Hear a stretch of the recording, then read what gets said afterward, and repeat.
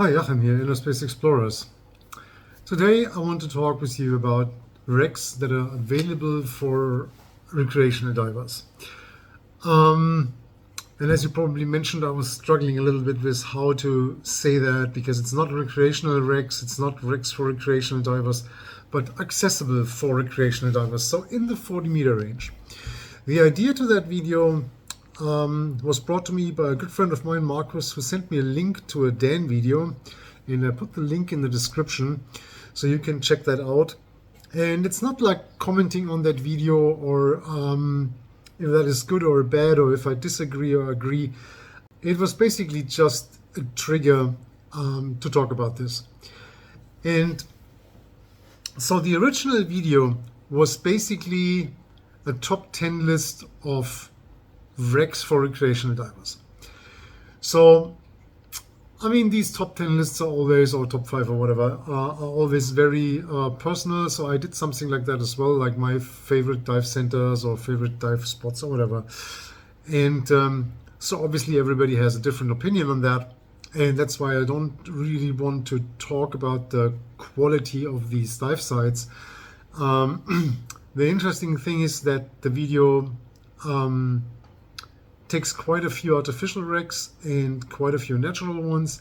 So I personally am not a big fan of artificial wrecks. I mean, they obviously make great artificial reefs and I think it's a great idea. And obviously they make great playgrounds for divers. And there's a few around the world that I really like to dive because they're very scenic or they make give good opportunities for underwater pictures, etc. But it's not what I consider wreck diving. So for me, wreck diving means that I want to be able to get into this time capsule that was created when the ship went down. So I don't know if you're familiar with the photography of Beckys. So I'll see if I find a link somewhere that I can put in the description. But she makes awesome underwater photos. And she's famous for her Ganilda photos. So I actually thought of putting one here in the video, but for copyright reasons, I don't want to do that. But Google it, check it out. So the Ganilda was a luxury yacht that was sunk in the Great Lakes. And it's probably the wreck with the most intact interior or with the most famous photos from intact interior.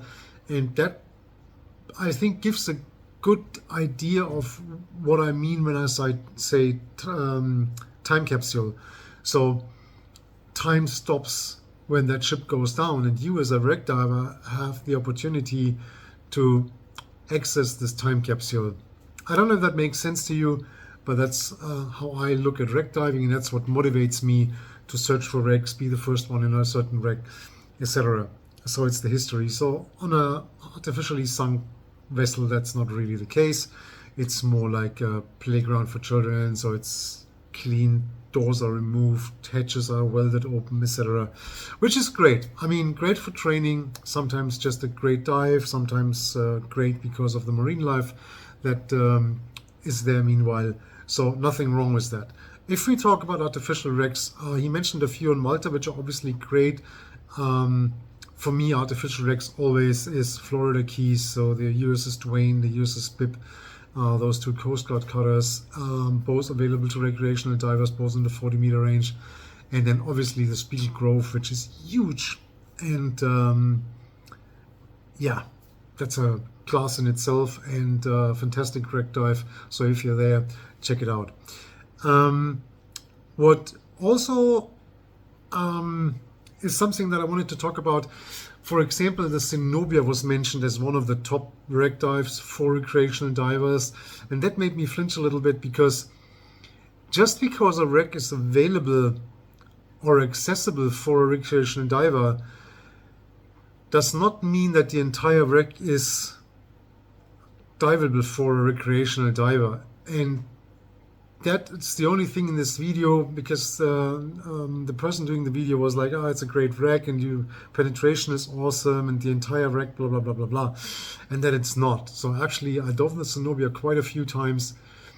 And those of you who have been there know what I'm talking about. This can be an extremely challenging and quite dangerous place. If you do serious penetration there, actually you can penetrate deep, deep, deep into the bowels of that ship. And if you're not properly trained and you are not familiar with the equipment and the skills needed to make a penetration like that, that can be super dangerous and can actually kill you.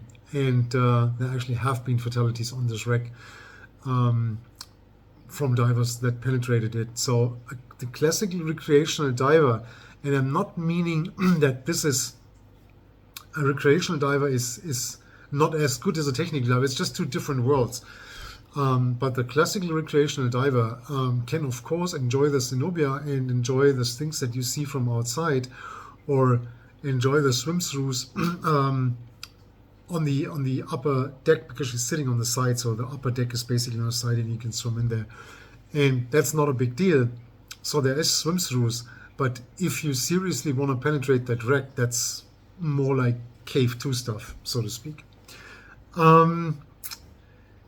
And that actually leads me to my problem is that just because a wreck is in the 40-meter range does not necessarily mean it's a great dive for a recreational diver.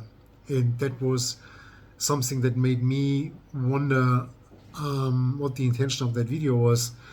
And I wanted to know what you think about it. Just put in the comment section, first of all, what shallow wrecks you like, and if there is a wreck where you probably as a recreational diver had a bad experience, or as a technical diver something that you dove where you're like, that shouldn't be accessible for recreational divers that do not have the training to do penetration dives like that.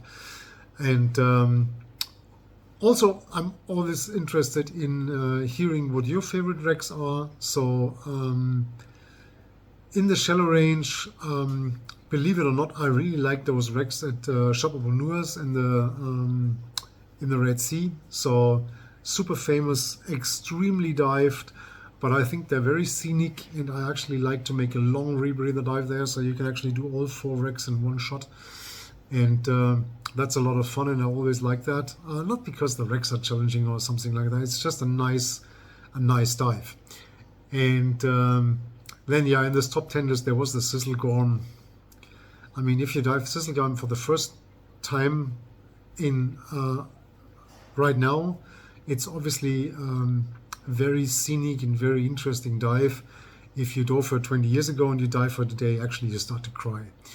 And somebody in the comments of that video mentioned Baron Gauch in the Adriatic Sea in front of Croatia.